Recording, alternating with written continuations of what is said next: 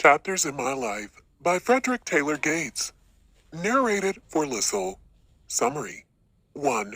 Frederick Taylor Gates, the senior business and philanthropic advisor to John D. Rockefeller, recounts his life story and interaction with JDR. Key takeaways. 1. Gates grew up in a relatively poor household, but his parents were hardworking and were never for want. Gates became a Baptist minister after graduating from Rochester and practiced for about a decade. He came into contact with JDR during his fundraising process for a Baptist university in Chicago. JDR was impressed enough with his acumen and common sense that he brought him on board, eventually to become senior business advisor for JDR's business and philanthropic decisions. 1. While preaching in Minnesota, Mr. Pillsbury approached Gates on how to handle his will and was taken in by the suggestion that he required Gates to take a year off from being a pastor to spread the message of the importance of Baptist advancement in the state. Gates ended up suggesting that Pillsbury donate $50,000 rather than $200,000 on the condition that the church match it and that he help raise the rest. Who else would volunteer to raise that kind of money themselves? 2. Joined the executive board on the American Baptist Education Society and was central in communicating with Rockefeller on the importance of establishing a great Baptist university in central Chicago, what would later become the University of Chicago. Gates was named by Rockefeller to be one of the trustees for the University of Chicago, which he helped fundraise for and then help lead. 3. Dr. Harper was the University of Chicago's first president and had ambitious plans for the university. His expansion and spending put him at odds occasionally with Mr. Rockefeller, but his vision helped make University of Chicago the incredible institution it is today. 4.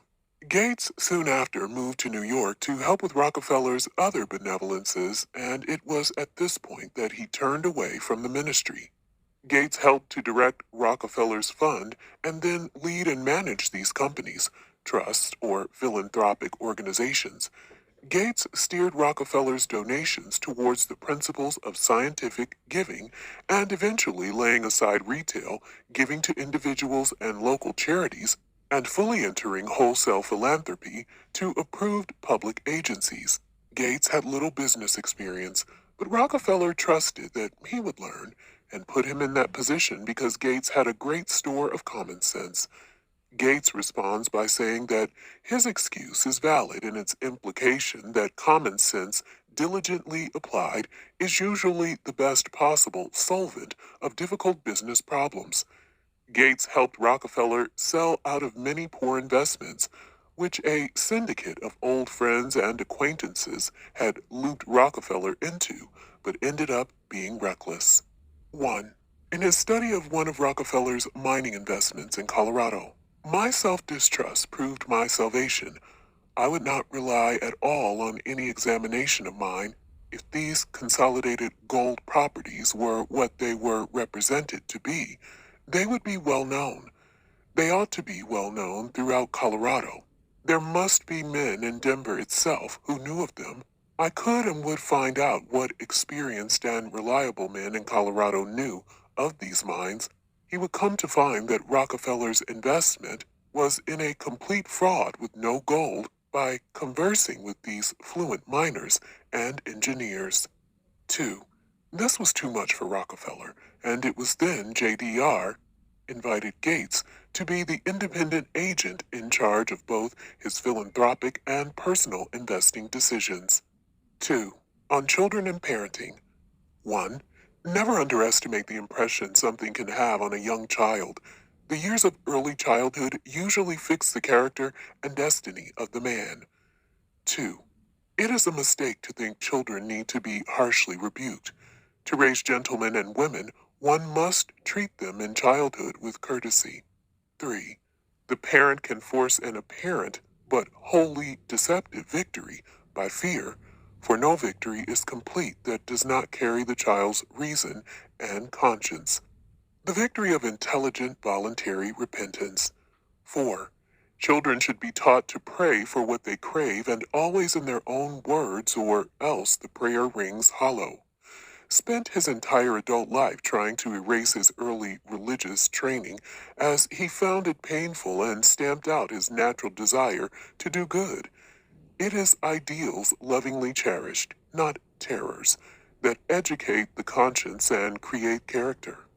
5. My parents talked over all their troubles with entire freedom in the presence of their children. I know no better way than free discussion in the presence of the children of the daily problems of the family, including its relations with others. If children are to be trained in such worldly wisdom as their parents have, and in the practical conduct of life. 6. If that praise and encouragement work wonders, and it gets students much more interested and self-motivated. 7. My mother told me to do everything I was told to do, be it high or low, shrink from no duty, however difficult or distasteful, and do it, said she, just as well as you can. Do it better than others. Though you may not have as much talent as some, your labor in this way will always be in demand. 8. Beyond mere physical protection of the very little children, we sought to train our children to govern themselves. We tried to make love only the atmosphere of our home. In this spirit, it was not necessary to treat them as underlings, but as friends.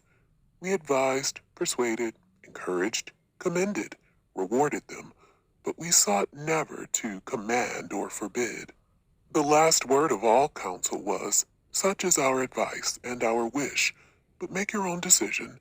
Do as you think best. More often than not, they begged us to make the decision for them, for they found it easier to be governed than to govern themselves. But self-control can be attained only by the habitual practice of it. 9. We did not spare expense at any point, because we thought that the taste for good music would be worth more, far more, to our children in later life than the inheritance of the money it costs. 10. The mind of the child grows not by absorbing the contents of books, but by intense, spontaneous, self-directed mental action, just as the body of the child grows by intense, spontaneous, self-directed physical action in his plays. The mind and body are inseparable. They share a common life.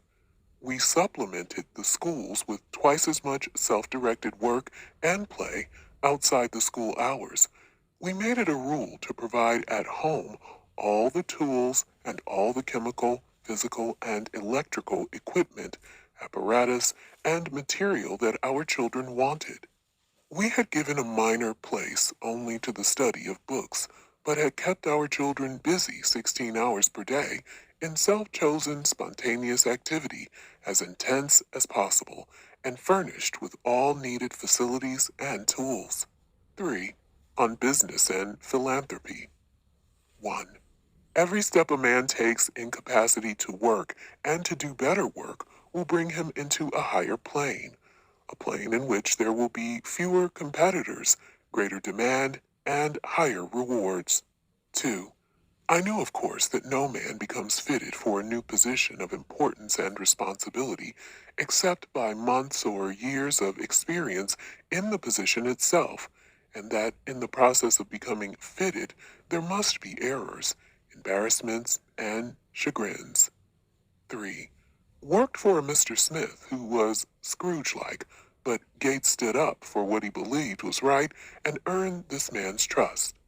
He learned the basics of banking and bookkeeping, which would serve him well later in life. 4.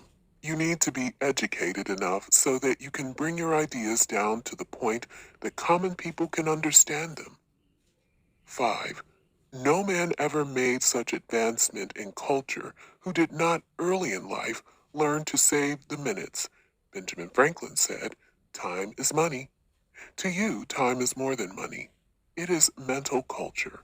It is reputation. It is power over men. It is success. 6. Doing much in a little time, the impression is apt to wear away. Don't hurry. Take time. 7. On fundraising, never tried to increase the subscription or even to get the last cent possible. We aimed to leave friends behind us, not enemies. It was up to them how much to donate, and our job was to be grateful, whether the donation was large or small. 8. Medicine had become full of charlatans and had fallen behind many other sciences because it was not endowed at colleges and universities, and the research had been left to itself and dependent on individual innovation. It became clear to Gates that medicine could not become a true science until medicine was endowed and qualified men were able to give themselves uninterrupted to the study and investigation of medical research. This was where Gates had an immense influence on Rockefeller. This idea took possession of me. The more I thought of it, the more interested I became. I knew nothing of the cost of research. I did not realize its enormous difficulty. The only thing I saw was the overwhelming need and infinite promise, worldwide, universal, eternal. 9. On the Rockefeller Institute, the work of the Institute is as universal in its scope as the love of God. Our philanthropies are limited in their scope to individuals, to communities, to classes, to religions, to states, to countries, to nations. This philanthropy alone is as wide as the race. It knows no boundaries at all. Disease is universal, and this is a healing ministration to prevent or destroy disease. It goes to the fountains of life itself. It deals with what is innermost in every man, for what is health, health is happiness. Mere health itself is happiness. And while we think of the university of its scope and its elemental character, let us remember its primacy. The work is not for today alone, but forever. Not for this generation, but for every generation of humanity that shall come after us. Thus, every success is multiplied by infinity. Number 1. The Institute soon became a benevolent black hole for world philanthropies and received appeals daily from every sort of agency of human progress and well-being the world over. Gates was also responsible for pushing Rockefeller to give outside his Baptist denomination and outside his own country to all worth religions and humanitarian agencies everywhere. Gates became worried about the ever-increasing fortune of the Rockefellers and the potential social demoralization it could bring to descendants. So he spoke to JDR and JDR Jr. about setting up great corporation philanthropies for forwarding civilization and all its elements in this land and all lands, limitless in time and amount, broad in scope, and self-perpetuating. I knew very well that Mr. Rockefeller's mind would not work on mere abstract theories. He required concrete, practical suggestions, and I set about framing them. Suggested endowments to focus on higher education, medical research, fine arts, scientific agriculture, promotion of Christian ethics, promotion of intelligent citizenship, and civic virtue, and more. Rockefeller divorced himself from the philanthropic decisions in order to eliminate his biases and hopefully put the money to the best uses possible. His satisfaction springs from deeper and more durable sources than human gratitude. His joy is the joy of achievement. He is after the end. He cannot sacrifice the end to the instrument, even when the instrument is himself. Gates thought that some of the best and most important work of the whole foundation was through the Sanitary Commission, which initially was set up to help eradicate hookworms from the South and eventually the rest of the temperate regions of the world. It was not Mr. Rockefeller's way to give words of praise to any of his subordinates. To others he sometimes spoke approvingly of me and my work, and his words would reach me by roundabout channels. But to my face, he never commended me. But just as I never consciously worked for salary, wealth, or position, so I worked not to secure, but to deserve Mr. Rockefeller's approval. JDR was never a bull or a bear. He always followed the market and never directed it. In every one of our great panics, he did everything possible to sustain prices and was always a heavy loser in them. His optimism was incurable, and when panics were on the credit of banks and individuals exhausted, he unlocked his vaults and loaned his securities without limit to banks and stressed debtors. Gates combines business skills and philanthropic aptitude to a higher degree than any other man I have ever known. Gates was the right man for the job because he believed deeply and irrevocably in the perfectibility of man and especially in the advancement of knowledge as the best means for reaching perfection. Both Rockefeller and Gates agreed on the importance of finding the best men available and leaving them free to do the job in their own way. As stated, become more and more preoccupied with equality and uniformity, pluralism, and excellence may increasingly become the responsibility of the private sector. 4. Other. Never enjoyed or profited from school, but he did come to find his love for natural wood and music in school. The art of teaching consists in following nature's ways by study of the child. One cannot afford to read a book that is not with buying. Read with pen or pencil in hand and read only useful books. A man's temptations lie mainly in the realm of his powers. Genius is tempted to be original at the expense of truth. Avoid friction. There is such a thing as moral and intellectual friction. Fretting, worry, envy, jealous, disputes, quarrels, these are all in the nature of friction. Avoid them as so much waste. Make all your power tell, and waste as little as possible. Avoid the habit of omniscience. Take suggestions, take criticism. The man who is always right is either omniscient or a fool. The fact is, I know less about the Bible today than I did 30 years ago. I thought I knew something about it then, but I have learned that I knew very little about it. The idolatry of general concepts. People bow down and worship general concepts such as church, nation, state, democracy. Pick these words apart, gentlemen, and find out what is in them. I believe that the love and goodwill exemplified in the spirit of Jesus are the secret of human well-being, and that in this spirit lies the hope of the race. None of the precious things in life can be bought with money, and money, past a certain point, was more a burden than a gain. Mr. Rockefeller's habitual policy had been total silence under accusation. Humanity, as I said, must always live with nature, with her forces and their reactions on mankind, for what is human progress?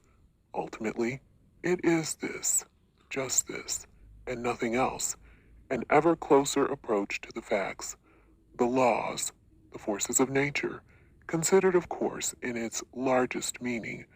Nothing else is progress, and nothing else will prove to be permanent among men. What I got out of it: amazing wisdom, not only about business and philanthropic savvy, but on how to raise children, deal with people, and lead a happy, fulfilling, and successful life.